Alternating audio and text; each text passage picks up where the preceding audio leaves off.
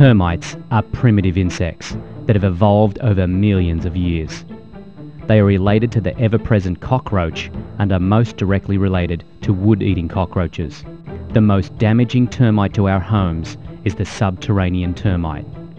Subterranean termites live primarily in the ground, leaving the ground only in search of food. Termites are one of only a few types of animals that can digest the main chemical component of wood, cellulose. The termite's ability to digest wood is its most valuable contribution to the cycle of nature. Without termites, the world might very well be covered with a layer of dead or decaying wood. Most termites consume only grasses or decayed wood. Only a few species of termites consume sound, undecayed wood, the kind of wood we use to build our homes with. The fact these species of termites will search for food above ground as well as below is why they are such a problem for homeowners. What may be beneficial to the cycle of nature is in fact a potential nightmare for a homeowner. You probably don't think of termites as a threat to your home on the same scale as a cyclone. And it's hard to imagine termites causing damage as bad as fire.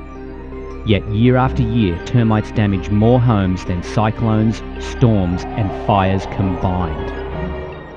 Subterranean termites live collectively in large groups called colonies. Colonies whose members can number in the thousands and even millions, depending on the species of termite, live in underground nests. These nests are located in most of the temperate and tropical regions of the Earth. Just because you may not see termites doesn't mean they aren't there. Within each colony are several different types of termites. Each different type of termite in a colony has a different duty to perform. This specialization of duties within the colony is an important key to the success of termites and their ability to consume large amounts of wood. Let's look at the different types of colony members that live and work in the nest. Together with the king, the queen is responsible for growing the colony. The queen is the largest type of termite in the colony. In fact, by comparison to other termites, she is tremendous in size. The queen is a proverbial egg-laying machine. She can lay thousands of eggs a day from her enlarged abdomen. Queen termites can live a very long time. In some instances, as long as 20 years.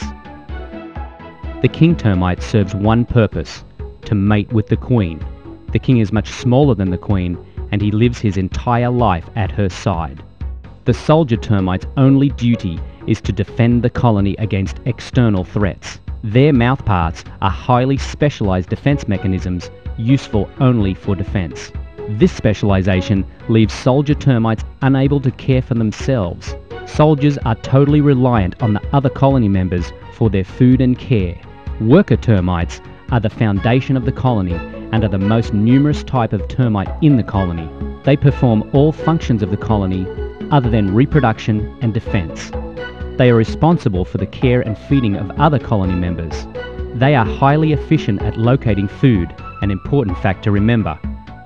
It is the worker termite that is solely responsible for damage to wood. Nymphs are immature young termite colony members.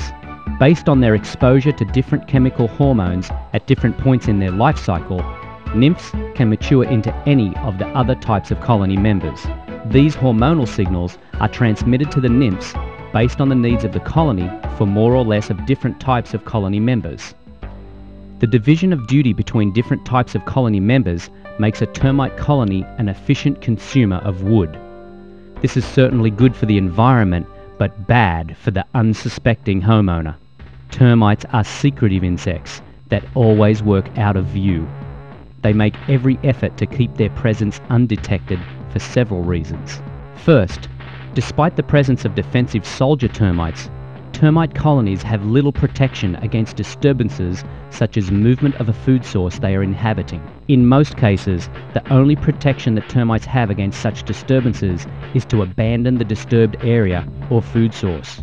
Termites are soft-bodied insects whose skin offers no real protection against the outside environment.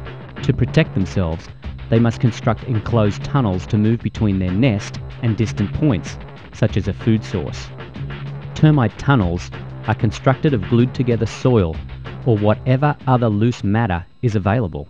Mature termite colonies perform an annual event that is often the only clue to the existence of the colony, the release of still another type of colony member out into the general environment. These colony members are winged reproductive termites, referred to as alates. Alates leave the colony in group flights that often consist of a mass of thousands of fluttering termites that look like a swarm. The purpose of this process is very simple: to disperse reproductive termites to form more termite colonies nearby. Colonies time the release of alates carefully to coincide with periods of ideal atmospheric conditions such as moderate heat, calm winds, and high relative humidity. This timing increases the likelihood that the alates will be successful in establishing their new colonies. Most types of termites flight once or twice a year. Flights occur at different times of the year depending on the species of subterranean termite. Some types of termites flight in the spring, others during summer. Regardless of when a flight occurs, its function is always the same: to form new colonies. As seen here, flights normally occur out of human view, in an area such as a forest, and are of no concern. Termites become a subject of concern only when they focus their attack on processed forms of cellulose, such as the wood in a building. During the construction of a house, many, but not all existing food sources in the ground are removed. However, termite colonies in the ground remain in place, as hungry as ever. When a house is built in an area infested with termites, worker termites from the colony continue to search for food in the same area which is now occupied by a new house.